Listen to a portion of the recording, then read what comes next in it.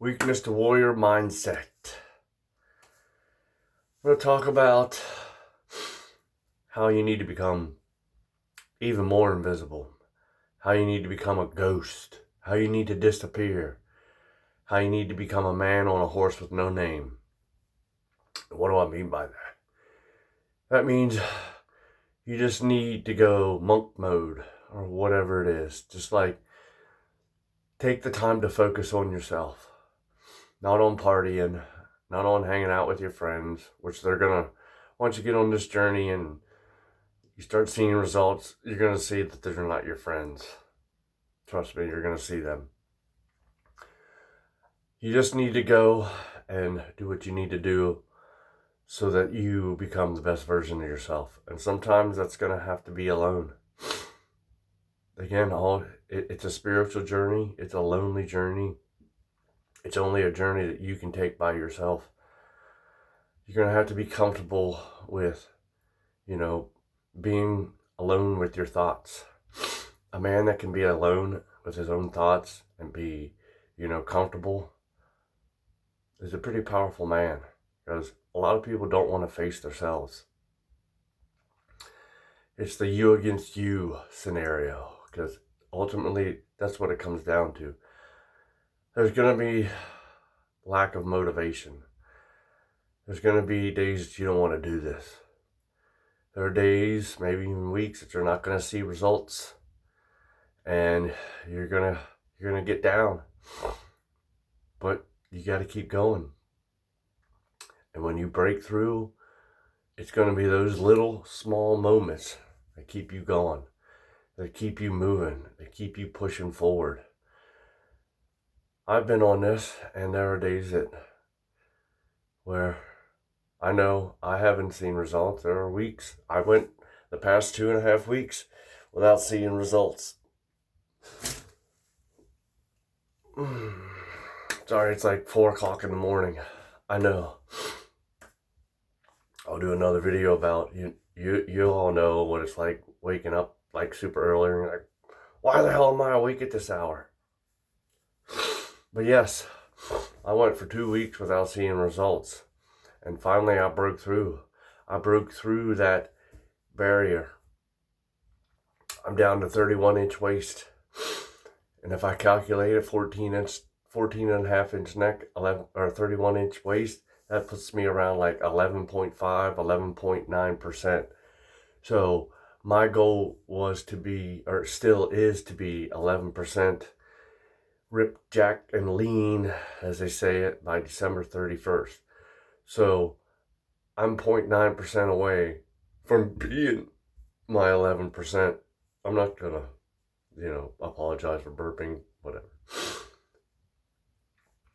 So I'm making strides, 0.9%. I don't even know what that is in weight. Maybe it's like 3 pounds, 4 pounds. I don't know. But I still have 2 weeks to go left in my fat loss phase. I have all next week and the week after that. And then once I get back in June 5th is the first day of my reverse diet.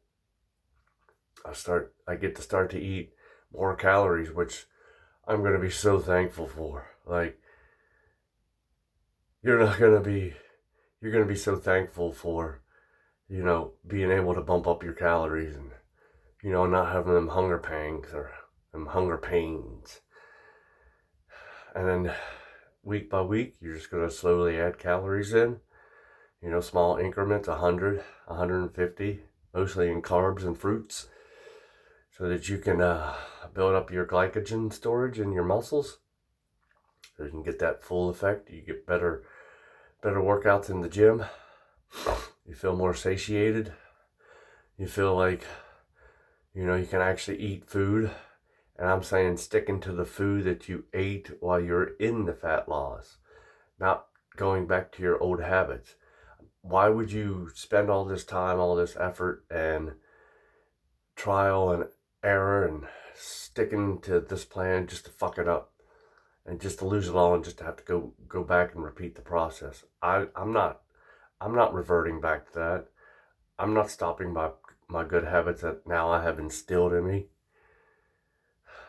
Now it's just figuring out a plan, the easiest plan for me. I don't want to be weighing out a bunch of food. I just want to, a certain set of foods. I know the weight, and then I can easily repeat it every Sunday, every Thursday, Friday. That way I have enough, enough food for the week. I don't have to worry about it. I grab it and I go. I don't have to worry about stopping at McDonald's, which I don't. I don't have to stop at Burger King, which I don't, or any of these other fast food chains. I'm very, very, happy that I'm on this plan because it's way simpler. It's more structured. I don't have to guess anymore. I know what I'm eating. I know how many calories I have. I know what my macros are. And once you get to this level, you're just going to want to take it up a notch. You're just going to want to keep getting better and better and better at it. Today I'm going to walk to the gym instead of drive to the gym. It's probably like a 35-minute walk each way. So I'll be able to get my steps in, plus my gym workout, which will keep accelerating the fat loss. Nobody that I know has said that I look sickly or that I should stop doing what I'm doing, because they know when I do something, I don't give a fuck what they think. I'm not going to stop. I mean, I wish they'd have told me, you need to stop drinking and smoking and all that. But I probably wouldn't have listened to them anyways. Sometimes all it takes is your decision to be like, I don't want to do this anymore. I don't want to be this fat, lazy, 35-inch waist, out of shape dude. It's not getting me anywhere in life. It's not getting you what you want out of life. So why? I mean, it may give you short-term pleasure. Short-term pleasure does not equal long-term freaking, goal setting and accomplishing them. It does not beat putting the hard effort in and seeing the results. Like last night, I went to the gathering place to play the harmonica and the ukulele. I didn't do very good on the ukulele, but you know what? I got up there anyways. I got up there and looked like somebody that just picked up the ukulele. Luckily they were supportive and they clapped, except for this one dude named Roger, who seems to be a dickhead, and always seems to, he's like 85, so, I mean, once you get to 85, I can say, you're a little bit grumpy, but dude takes a little bit overboard. I keep my temper down because I want to be like, look, motherfucker, look, old man. But, it's respect. So I just listen to what he says and ignore him. Like, the worst thing they could have ever done was give him like the microphone, because he's like the dude that introduces people on the stage, and he's just like, you have to get up there, and you have to be ready, and I'm like, okay, Roger, whatever. But anyways, yeah, I went up there, I played a song on the harmonica. I got the band to throw in a backing track. I don't know all the stuff that I'm doing, but I'm getting better as time. Every time that I go up there, I get better. I pick another song, I practice it. I obviously should practice it a lot more before I get up there, but I practice when I can, amongst all the other stuff that I do. So these are things that you're going to have to go through. Don't be afraid to go up there and, play something and look like an ass. It's a learning curve. It's a learning process. It gets me out of my comfort zone, and it gets me the exposure to going up on stage and getting over the fear of doing something in front of somebody or a group of people that, isn't the best. That's all part of life. You have to go through these trials. You have to go through these errors. You have to get better. You have to get out of your comfort zone. Now I can go up on stage and not have that sort of like, stage fright. That's what I'm transitioning into. A goal of mine is to go up to a certain bar that's up on the where I used to grow up, and start playing a harmonica in front of an audience. I don't drink, but I can still go and play the harmonica in a bar. There's nothing stopping me from that. It's not going to tempt me to drink because I don't want to drink. I have no desire, absolutely zero desire to drink or smoke or go back to the same person I was. That old guy's dead. I buried him and spit on his grave. He's not coming back. And I'm glad that I took this journey.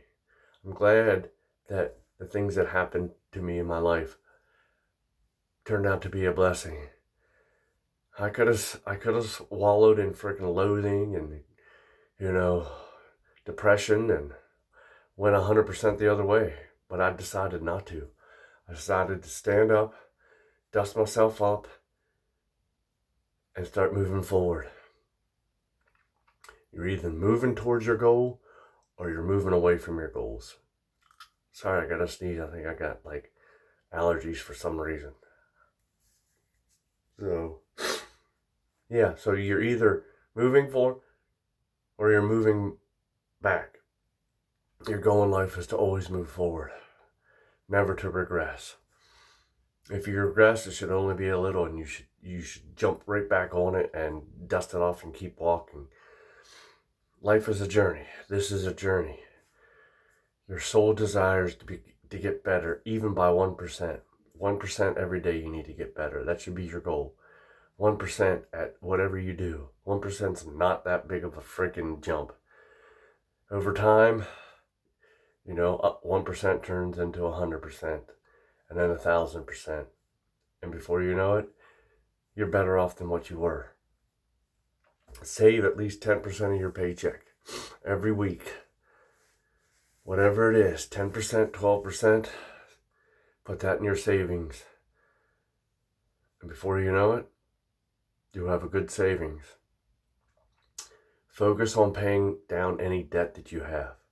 If you have Netflix, you have streaming, you have all these bad habits, take all that money that you use to fuel those bad habits and start getting out of debt. I will be out of debt by the end of this year. I will have my truck paid off. I'll have my credit card paid off. And I'll have a bunch of other things. Like, I always make it a goal to have like $600 in credit for my gas bill during the winter. Because Lord knows I needed it last year. This year, I want to have at least $1,000 credit in my gas bill. That way I don't have to worry about that stupid freaking bill during the months that it's cold. Every month I pay a little bit ahead, I pay a little bit ahead, and before I know it, I don't have to worry about that gas bill, because we all know that freaking energy costs are rising. So these are the things you need to do to keep moving forward, to accomplish your goals, and to get to where you're going. It only takes one step, and you just keep walking that path. And before you know it, you will be where you want to be. Weakness to warrior mindset.